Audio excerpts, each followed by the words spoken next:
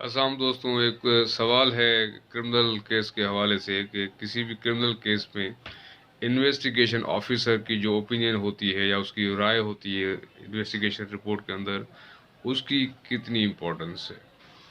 तो ये मैं इस पॉइंट को बिल्कुल वाज़ेह कर देना चाहता हूँ कि तफ्तीशी अफसर की किसी शख्स को गुनाहगार या बेगुनाह करार देने के हवाले से कोई भी राय कानूनी हैसियत नहीं रखती, क्योंकि किसी भी इन्वेस्टिगेशन ऑफिसर का ये काम नहीं होता कि वो किसी मुल्जिम को मुजरिम ठहराए, गुनाहगार ठहराए या बेकसूर ठहराए। इन्वेस्टिगेशन ऑफिसर का काम ये होता है कि उस केस से रिलेटेड जितना भी मवाद उसके पास है वो इकट्ठा करे, उसकी पूरा मटेरियल रिकॉर्ड पे लाके चालान की सूरत में कोर्ट में जमा करा दे। उसके बाद ये कोर्ट की डिस्क्रेशनरी पावर है। कोर्ट ने डिसाइड करना है कि आया कोई शख्स बेगुनाह है या कसूरवार है या गुनाहगार है।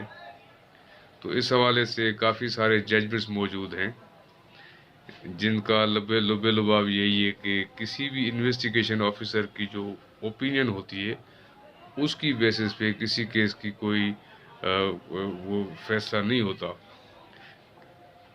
इसी हवाले से एक PLD 2009 लाहौर पेज 218 पे एक जजमेंट है जिसका मेन पॉइंट यही है कि तफ्तीशी ऑफिसर या इन्वेस्टिगेशन ऑफिसर की जो अपनी राय है वो न किसी को मुल्जिम गुनाहगार ठहरा सकता है, ना किसी को बेगुनाह करार दे सकता है। उसका काम ये है कि all the material concern with the case उसको इकट्ठा करे और कोर्ट के सामने रख दे। और कोर्ट का ये पावर है कि कोर्ट डिसाइड करती है एज पर द लॉ कि कौन गुनाहगार है, कौन बेगुनाह है।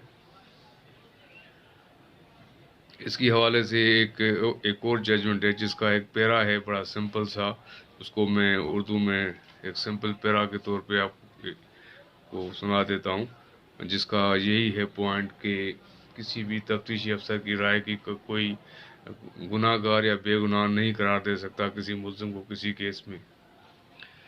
तफ्तीशी अफसर की राय किसी शख्स को गुनाहगार या बेगुनाह नहीं बनाती, क्योंकि इन्वेस्टिगेशन ऑफिसर का काम सिर्फ इतना है कि वो सारा मवाद, सारा मटेरियल इकट्ठा करके कोर्ट के सामने अदालत के रूबरू पेश करे। और फिर ये अदालत के ऊपर है कि वो किसी शख्स को गुनाहगार या बेगुनाह करार दे सकती है। ताहम ये हम देखते हैं कि लोग वक्त ज़ाया करते हैं जब वो तफ्तीशी ऑफिसर या इन्वेस्टिगेशन ऑफिसर के पीछे चक्कर लगाते रहते हैं कि वो रिपोर्ट या कानूनी कार्रवाई में ताखिरी हरबे इस्तेमाल करके और उसकी जो एक ओपिनियन है वो अपने हक में ले आएँ। उससे ऐसे लोगों को ये मालूम होना चाहिए कि इन्वेस्टिगेशन ऑफिसर के पास ऐसी कोई पावर नहीं है कि वो अपनी राय दे सके कि फलां शख्स बेगुनाह है या गुनहगार है। ये कोर्ट का काम होता है।